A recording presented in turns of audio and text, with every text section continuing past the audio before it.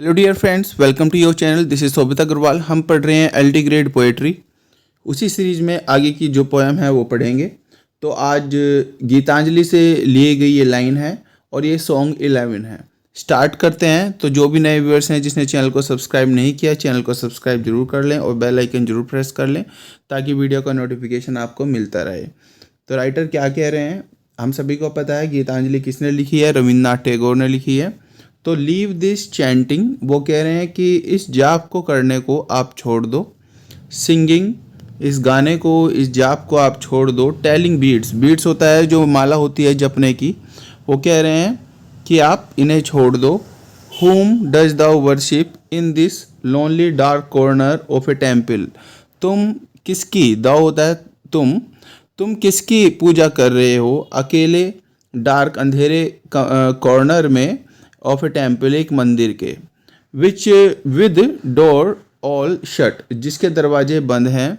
Open thine eye see thy God is not before thee, वो कह रहे हैं आंखों को खोलो और देखो कि तुम्हारे जो भगवान हैं वो दी का मतलब है तुम्हारे सामने नहीं है।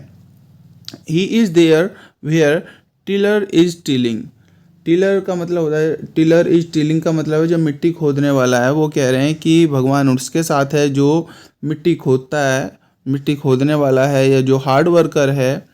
द हार्ड ग्राउंड, जो एक ज़मीन को खोद रहा है, भगवान उसके साथ हैं। Where the path maker is breaking stone, जहाँ पर रास्ता बनाने वाले पत्थरों को तोड़ रहे हैं, भगवान उस मेहनत करने वाले इस इंसान के साथ हैं। He is with them in sun in shower, वो उन सभी के साथ है जो सूरज में, शावर में है।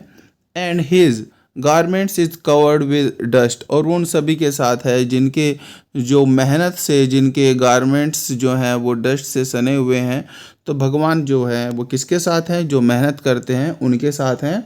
सिर्फ पूजा पाठ से, वो कह रहे हैं कि सिर्फ पूजा पाठ से या मंत्रों के जाप करने से कुछ नहीं होता, आपको जो मेहनत करते हैं भगवान उसके साथ होते हैं। Put of thy Holi mental, mental होता है कर्म कांड का जो सामान होता है, पुट ऑफ होता है बंद कर दो, तुम अपने ये कर्म कांड के सामान को बंद कर दो। Even like him come down, और देखिए ईश्वर भी जो होता है, जो भगवान होता है, वो भी धरती पर आते रहते हैं। और तुम ईश्वर की तरह, भगवान की तरह कर्म करो ऑन डस्टी सोल, इस धरती की ज़मीन पर, क्योंकि ईश्वर को भी धरती पर आकर बार बार कर्म करना पड़ता है। तो तुम भी अपना कर्म करो। अब कहते हैं डिलीवरेंस, डिलीवरेंस का मतलब होता है मुक्ति। जहाँ पर डिलीवरेंस क्या होता है, bondage of birth and death से जब हमें उसके बंधन से मुक्ति मिल जाए उसे बोला जाता है मुक्ति। वो कहते हैं मुक्ति, where's deliverance to be found, कहाँ पर मुक्ति पाई जाती है। तुम शायद मुक्ति के लिए तुम इन मंत्रों का जाप कर रहे हो, लेकिन मुक्ति का क्या मतलब है। और master himself has joyfully taken upon him the bonds of creation, ईश्वर ने खुद मुक्ति नहीं प्राप्त की है, ईश्वर ने टेकन अपॉन होता है काम को हाथ में लेना, इस धरती के सारी चीज़ों को बनाना, इस सारी चीज़ों के क्रिएशन को ईश्वर ने खुद हाथ में लिया हुआ है, वो खुद मुक्त नहीं है। तो आप किस मुक्ति की बात करते हो। He is bound with us all for ever, वो हमारे साथ हमेशा रहता है और हमारे सारे कार्यक्रमों को देखते रहते हैं।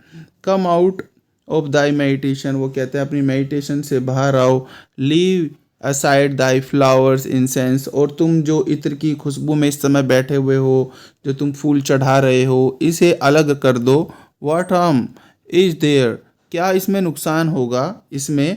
If thy clouds become tattered stain, यदि तुम्हारा टैटर्ड होता है फट जाना, रुइन हो जाना, यदि तुम्हारे कपड़े मेहनत करने से रुइन हो गए या गंदे हो गए, इससे तुम्हें नुकसान क्या होगा। मीट हिम, तुम ईश्वर से मिलो, ईश्वर उसी से मिलता है। Stand by him in toil, ईश्वर उसी के साथ जुड़ा रहता है, उसी के साथ स्टैंड बाय रहता है जो मेहनत करता है। टॉयल होता है मेहनत करते हैं।